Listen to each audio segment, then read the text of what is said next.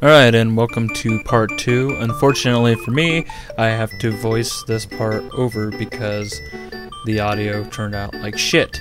So, alright, so basically what I'm doing here is showing you the case after it's been washed up, and I'm reminding you to not touch the inside of the screen of the case, because obviously that's going to leave a fingerprint, and it's going to be a total pain in the ass to get out, you know, because you're gonna have to take it all apart again and clean it up and everything. So make sure that you have the inside nice and clean, and also make sure not to touch the screen, and you don't want to put a smudge on that, and you don't want to put any kind of scratches on that.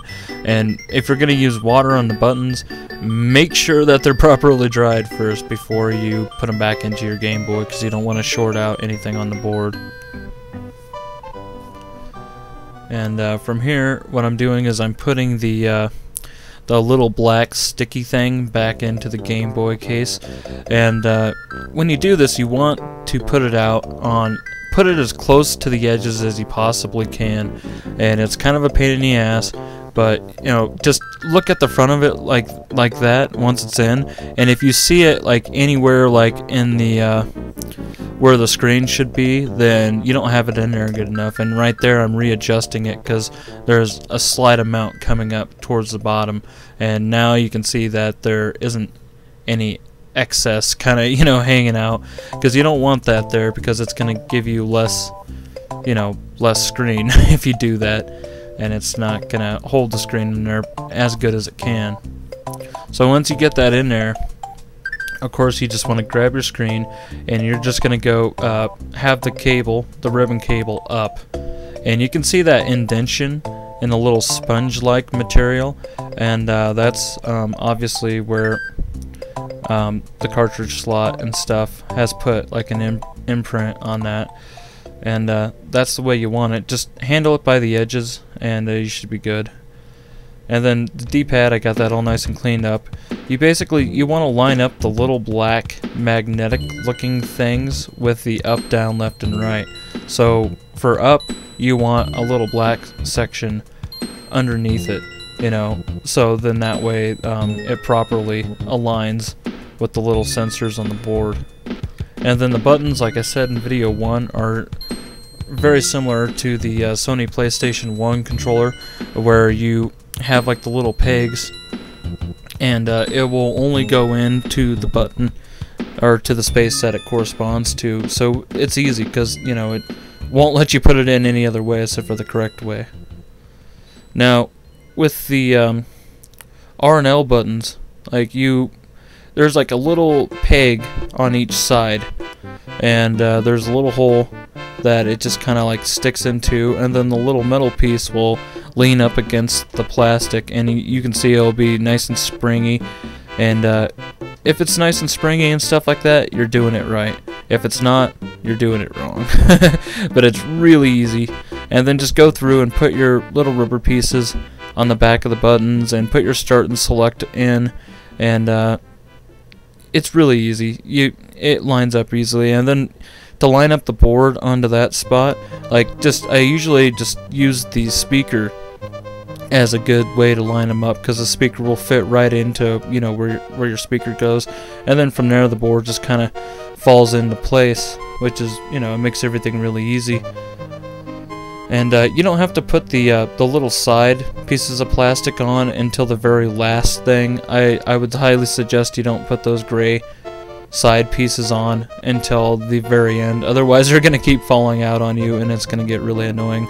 And then just pull your ribbon cable up, and just barely stick it in to the part that you stick it into. Just barely stick it in, don't force it. And then get your screwdriver, and just press on the little black or the little brown latches, and it will secure your ribbon cable into place, and it'll line it up for you. Just let those little brown things do the work for you.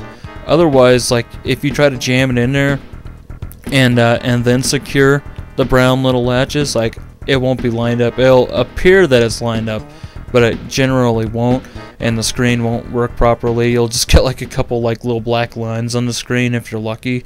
And so yeah, that could mess things up. But even after you put it back in there, your best bet is to throw the back on, and this is before screwing the board in or anything. And then just, you know, put it back in there, or put it on there, and put your batteries in, and then you know, test it out. Make sure that screen's working before you screw the whole thing back together. Otherwise, you're gonna have to unscrew it again and, you know, redo it, and it'll be really annoying. And you can see here, I'm holding it together with my hands. And that was the power button. I left that off, and I'm just using the screwdriver to, you know, turn on the unit. And as you can see, it does work, and the screen looks good. So I turn it back off, and I'm just like, okay, sweet, you know, and like, so take the batteries out, and take the back of the case back off, and then at this point we're gonna put the power button on. And when you put the power button on, you're gonna want to do this last, because there's like a little, you know, there's half the switch that's on the board, and it has like a little black, a straight little black piece of plastic that the power button will actually go over and kind of latch onto. So without the board, you can't even put the little power button in there, because it's not going to latch on to anything, so it'd be pointless. So that's why you do the power button last when it comes to all the buttons and stuff. Well, last, and then second to last. Do that, and then the little gray things that go on the sides.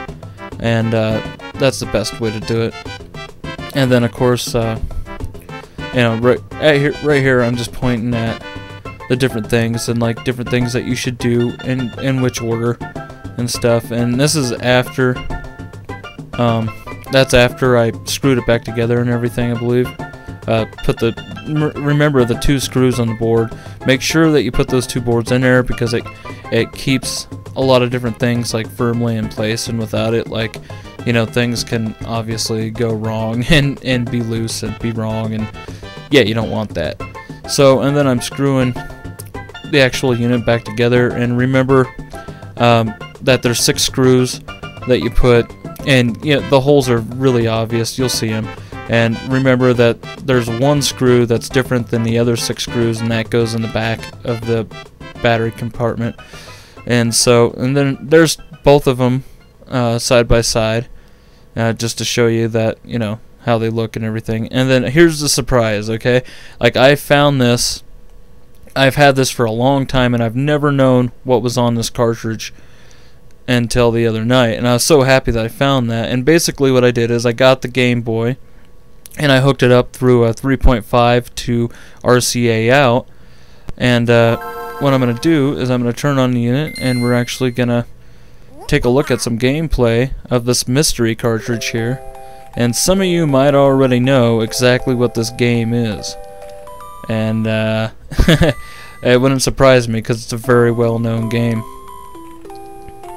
As you can see here, it's Yoshi's Island, Mario Advance 3 or whatever, and I'm really digging this game. It's incredibly easy, and you know, it's easy and it's fun, and it's good to pick up and play. And the best part of this game, I think, is what I'm showing you right here, is the original Mario Brothers. And I love the original Mario Brothers. Like, the original Mario Brothers is definitely one of my favorite games, and this version is like revamped a little bit. They've added, you know, slightly updated graphics, you know, for the Game Boy Advance version, and they've also upgraded the sounds here and there. And I'm not playing worth a crap in this video, so, but yeah, I'm not playing all that great in this video right here, so, you know, don't judge my gaming ability based upon this video. I was actually looking through the camera and stuff. But yeah, that's about all I got to say, and I'm really happy that I got both of these Game Boy Advance working as good as I did. I can tell that they're probably owned by younger people, or just people that don't take good care of their handhelds or consoles in general. So yeah, I'm glad that they turned out as good as they did, and that sucks that I had to voice this over. I would have rather done it live like I did the first part of the video. But yeah, I hope you guys enjoyed this video, and I hope that maybe it helps somebody out there. Until next time, this has been Sinister Moon. Later.